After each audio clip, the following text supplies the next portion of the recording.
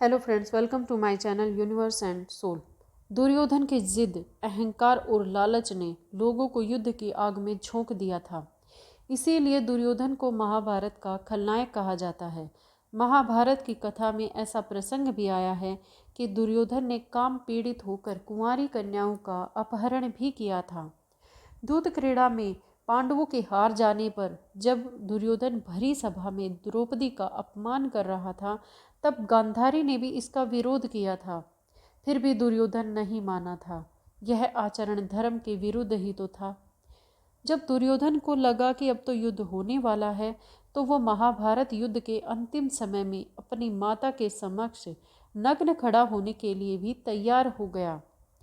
महाभारत में दुर्योधन के अनाचार और अत्याचार के किस्से भरे पड़े हैं। पांडवों को बिना किसी अपराध के ही उसने जलाकर मारने की योजना को मंजूरी दी थी। ऐसा ही एक किस्सा है दुर्योधन के अहंकार का। एक बार महर्षि मैत्रेय हस्तिनापुर पधारे। विश्राम के बाद धृतराष्ट्र ने पूछा, भगवन, वन में पांचों पांडव कुशलता पूर्वक तो है ना?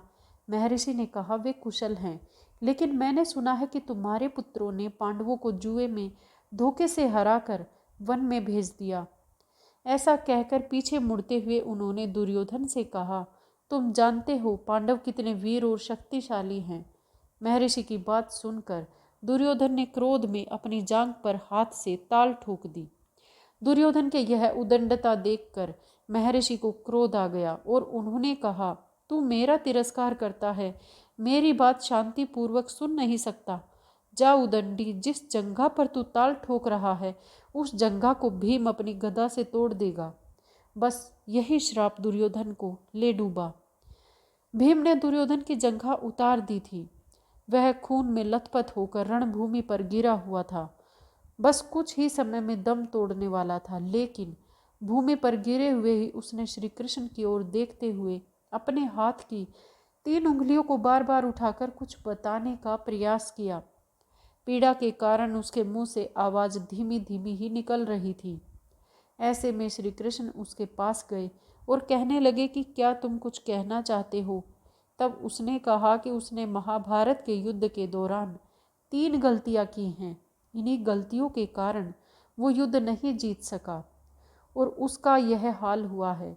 अगर वो पहले ही इन गलतियों को पहचान लेता तो आज जीत का ताज उसके सिर पर होता।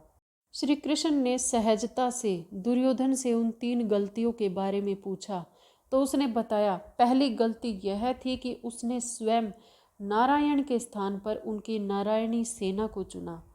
अगर नारायण युद्ध में कौरवों के पक्ष में होते तो आज परिणाम कुछ और ही होता। दूसरी गलती उसने ये बताई कि अपनी माता के लाख कहने पर भी वह उनके सामने पेड़ के पत्तों से बना लंगोट पहन कर आया। अगर वह नग्न अवस्था में आता तो आज उसे कोई भी योद्धा परास्त नहीं कर सकता था।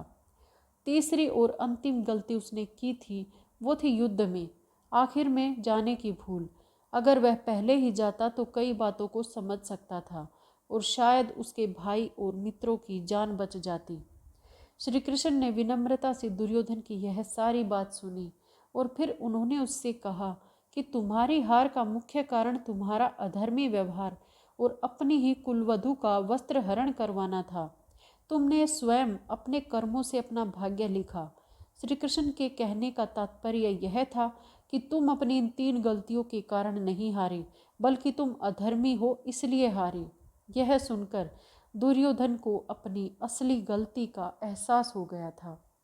आज की वीडियो में इतना ही। मिलते हैं अगली वीडियो में एक नए विषय के साथ। तब तक के लिए खुश रहें। Thanks to all, thanks for watching, bye, take care.